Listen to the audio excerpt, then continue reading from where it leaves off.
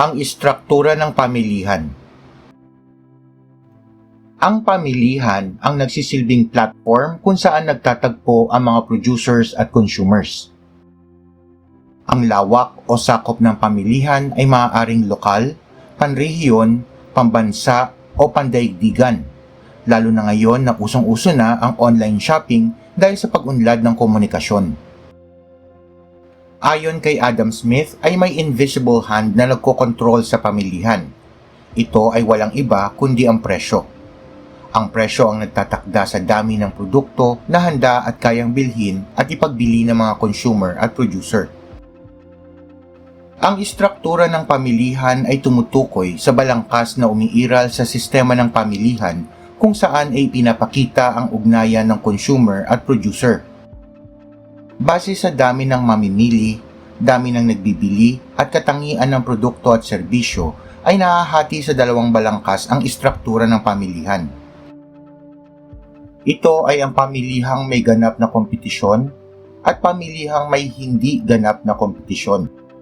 Mahalagang maunawaan ang katangian ng mga ito upang malaman ang paraan ng pagtatakda ng presyo ng mga produkto at serbisyo sa pamilihan. Ang pamilihang may ganap na kompetisyon ay maraming maliliit na consumer at producer. Magkakatulad ang produkto, malaya ang paggalaw ng sangkap ng produksyon, at malayang nakakapasok o nakakalabas sa industriya ang mga producers. Dahil sa mga katangiang ito ay walang sinuman ang may kapangyarihan na kontrolin ang pamilihan, lalo na sa pagtatakda ng presyo. Ang pinakamagandang halimbawa ng pamilihang may ganap na kompetisyon ay ang palengke. Hindi kayang itaas ng isang nagtitinda ang presyo sapagkat marami ang ibang nagtitinda ng katulad na produkto. At hindi rin kayang hilahin pababa ng isang mamimili ang presyo sapagkat hindi lamang siya ang maaaring bumili ng produkto na nais niyang bilhin. Ngunit pagdating sa pamilihang may hindi ganap na kompetisyon, ay may kapangyarihan na ang consumer o producer na maimpluwensyahan ang presyo sa pamilihan.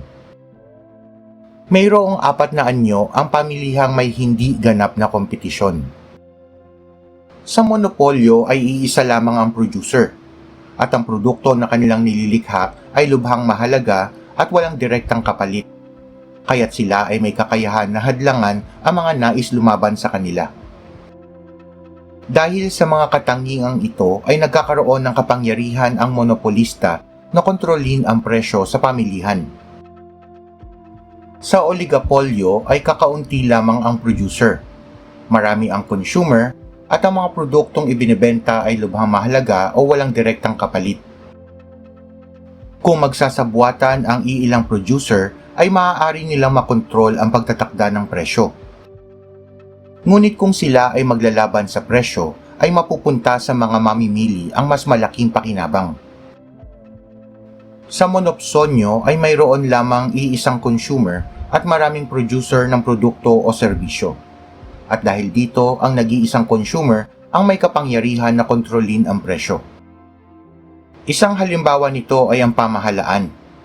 Ito lang ang bukod-tanging kumukuha ng serbisyo ng sundalo, pulis at bombero. Kaya't siya ang may kakayahan na magtakda sa halaga ng kanilang sweldo. Sa monopolistikong kompetisyon ay marami ang producer at consumer.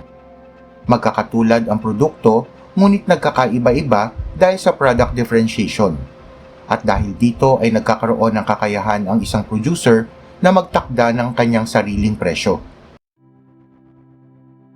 Ang product differentiation ay ang pag-iiba ng isang produkto mula sa mga katulad na produkto sa pamamagitan ng brand name, packaging, labeling at presentation.